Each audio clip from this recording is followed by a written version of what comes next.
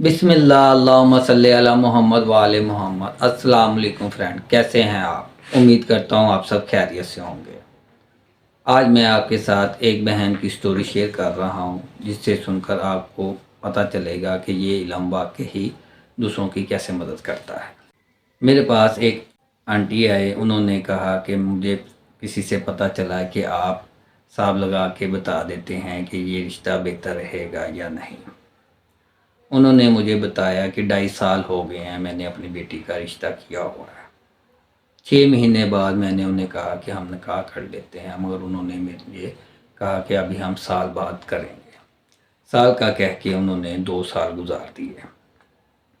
اس دوران رابطہ بھی ہمارا کم ہو گیا، میری بھی طبیعت کچھ خراب ہو گئی تو میں رابطہ نہ کر سکی۔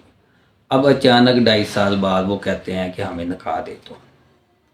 تو مجھے اس رشتے نے کافی پریشان کیا ہوا ہے، تو مجھے کسی سے پتہ چلا کہ آپ دیکھ لیتے ہیں، حساب کرتے ہیں، تو آپ مجھے پلیز چیک کر کے بتائیے کہ یہ رشتہ کیسا رہے گا، ٹھیک ہے میری بیٹی کے لیے یا نہیں۔ میں نے انہیں کہا اپنا نام بتائیں، اپنی بیٹی کا نام بتائیں، لڑکے کا نام بتائیں، لڑکی کی والدہ کا نام بتائیں۔ جب انہوں نے مجھے نام بتائے تو میں نے چیک کیا، میں نے دیکھا کہ لڑکے کی 1 سے 2 شادیاں ہیں۔ میں نے پوچھا کہ یہ لڑکا آپ کا رشتہ دار ہے؟ تو انہوں نے کہا نہیں بیٹا، غیر برادری ہے، اس لیے پریشان ہوں۔ میں نے انہیں کہا کہ لڑکے کے بارے میں معلومات لیں، کیونکہ لڑکے کی 1 سے 2 شادیاں ہیں۔ تو وہ میری بات سن کر مزید پریشان ہو گئی۔ انہوں نے کہا اچھا بیٹا، میں معلوم کرتی ہوں۔ کچھ دن گزرنے کے بعد میری ان کے ساتھ ملاقات ہوئی۔ انہوں نے کہا بیٹا میں نے ایک رشتہ دیکھا ہے، اس کے بارے میں پوچھنا ہے۔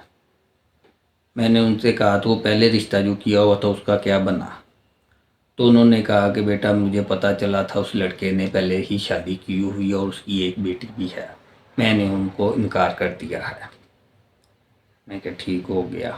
میری یہی بات رشتہ ٹوٹنے کی وجہ بن گئی، اور اس طرح ایک بیٹی کی زندگی خراب ہونے سے بچ گئی۔